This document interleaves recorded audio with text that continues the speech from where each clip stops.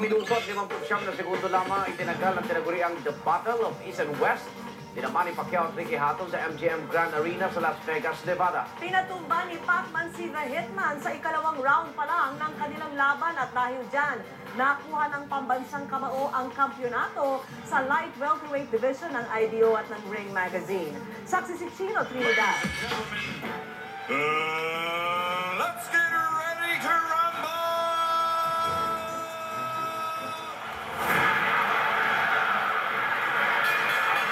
Pagbukas pa lang ng round 1, hindi na nag-aksaya ng oras si Ricky The Hitman Hatton.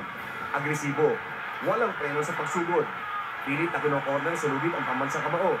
O kaya'y iniipit si Pacman sa may banat habang nakaakap.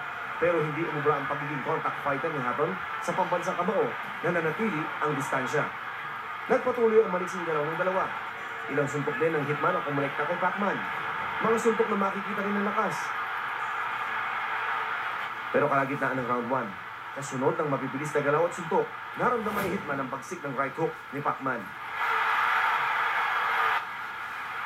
Knockdown ng Briton.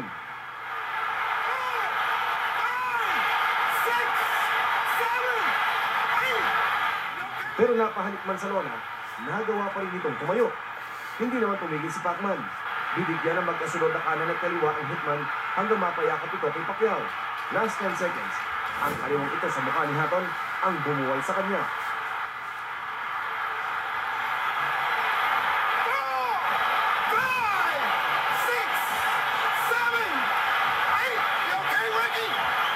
Pero nasave by the bell ang Hitman.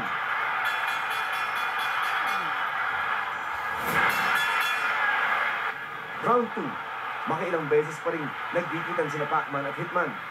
Hindi nagpahuli sa liksi at lakas si Pacquiao. Agresibo pa rin si Hatton at pilit na iniipit sa lubid si Pacman. Pero di nahulog sa patibong si Manny. Sa halip, sunod-sunod na kombinasyon ng sumapol kay Hatton. Hindi umubra ang depensa ng Briton na kayang-kayang pasukin ni Manny. Sa kanyang muling pagsugod, na-corner si Hatton. Sumunod ang isang kanan. Kanan ulit, tapos kaliwa. At nang makitang bukas ang kalaban, pinakawala ng pambansang kamao ang kanyang killer left hook.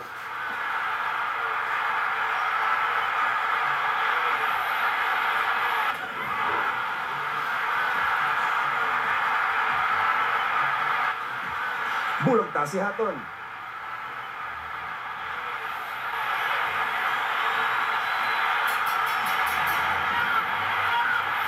At habang nagbubunyi ang Team Pacquiao, nanatiling hindi gumagalaw ang Hitman.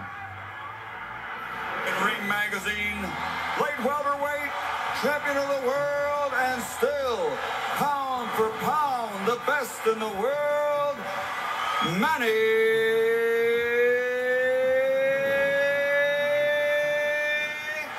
Pacman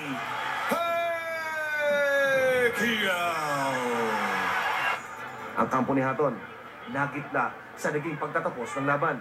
Pero halos tumpak ito sa prediksyon ni Coach Freddy Roach na di lalampas sa ikatlong round si Hatton laban kay Pacman. I predicted the third round. Manny Pacquiao has a better right hand than a left hand. I didn't expect that it's gonna be a short fight.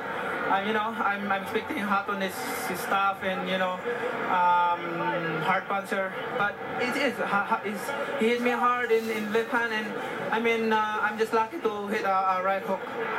Mula sa Las Vegas, Nevada, Chino Trinidad, ang inyong saksi. Bumili mga boxing analyst sa